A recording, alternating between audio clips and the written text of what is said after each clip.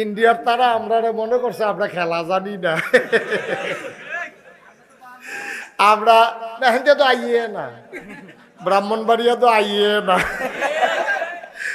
তারা তারা যেই রকম আমরা গেলে জানি কি রকম, ঠিক নি রে? তারা মনে করছে আমরা অনেক সুইটটা রয়েছি। আরে বাহের কাছে তো ফুট সারা জীবনে সুইটটা, বড় ভাইয়ের কাছে তো ফুট সারা জীবনে সুইটটা। তোমরা না হইলে বড় ভাই দেশটা বড়, আমরা না হইলে শুরু। আমরা যে ভিতরে দিয়ে যুবক হইয়া রয়েছি এটা কইতে হয়ে পারতো না।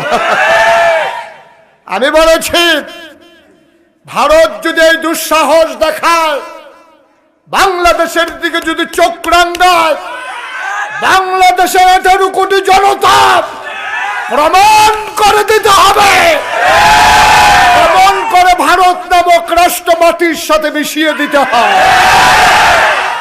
তারা রং দেখছে, ডিব্বা দেখছে, গান দেখছে, ঢেউ দেখছে না, ঠিক কিনা কম? মনে করছে টুফি মাথা দিয়া রে, পাঞ্জাবি গাও দিয়া রে। আরে পাঞ্জাবিটা কাঁচা দিয়া ফাগড়িটা কোমরও বান্ধা লেলে যে কি কারবার টইব, তুই তো টেরে হয়েছিস। ঠিক কিনা কম?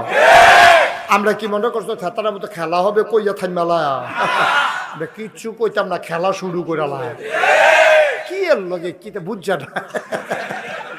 খেলার লগে কনের বেলা কইছে, আসলে বুঝছা না বাঙালি কি জিনিস বেড়া বুঝত।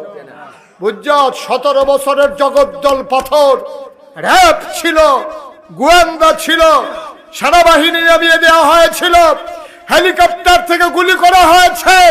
আমার আবু সাইদ, আমার মুগ্ধ সিনা টান করে জ্বালিয়ে দিয়েছে। মুসলমান কখনো পরাভব মানে না, ঠিক কিনা বলো?